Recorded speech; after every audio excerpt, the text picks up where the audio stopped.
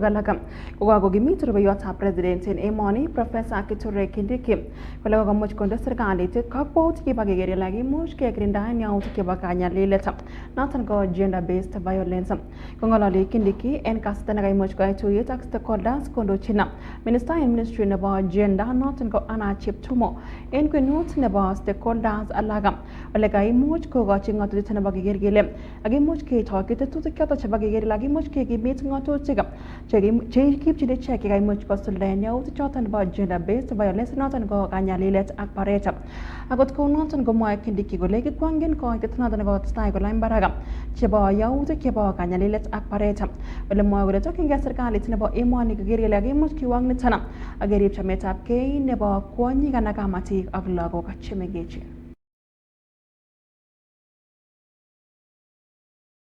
The government is concerned with the repeated cases and reports of the killing of women, in many cases in very brutal circumstances and very horrendous circumstances. And most of the times the investigations do not lead to a conclusive motive other than these people were killed and these victims were murdered because of being women. It's very worrying because identifying, isolating a fellow human being, murdering them, harming them, dismembering them, just because of being female, I think is the worst form of violation of human dignity and cannot be tolerated. So we are looking at those statistics so that we can be able to check where the hotspots are, the most affected areas, and tailor interventions, preventive interventions, corrective interventions based on the data that has come, but over and above,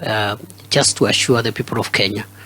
that as government we are concerned about our children and the well-being of our society as an important pillar of national building over and above the usual provision of infrastructure and public amenities. En kasarata na ko gimiti Kindiki gole wendi go baisien serikalit nebo emoni choton go goito segan ana chigilisiet noton nebo gimuch konyor tax force noton gimuch kotoy go chigiliot choton na bo kanyalilet koret agenge nebo ginde ka kutik bo gergele kagichuchuch. We've been implementing administrative measures that don't require legislation and policy. So it is not correct for anybody to imagine that nothing has happened between the time the report was submitted to the president and now, and some of it includes sensitizing stakeholders into a rapid results initiative program which has already started in central Kenya and will go to the other regions to make sure that we stem this very worrying trend of people being killed or abused or harmed either because of their gender or even because of their age, because the people mutilating children, killing children, are taking advantage of the vulnerability of the little ones for whatever reason. And therefore, the assurance that I want to give this morning is that we are taking the recommendations of the technical working group seriously. So I want to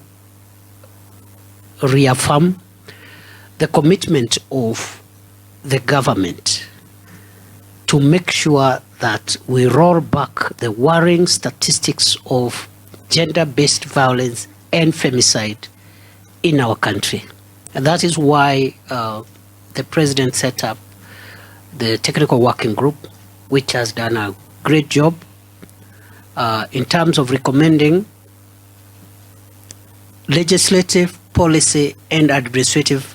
reforms and action that we need to take.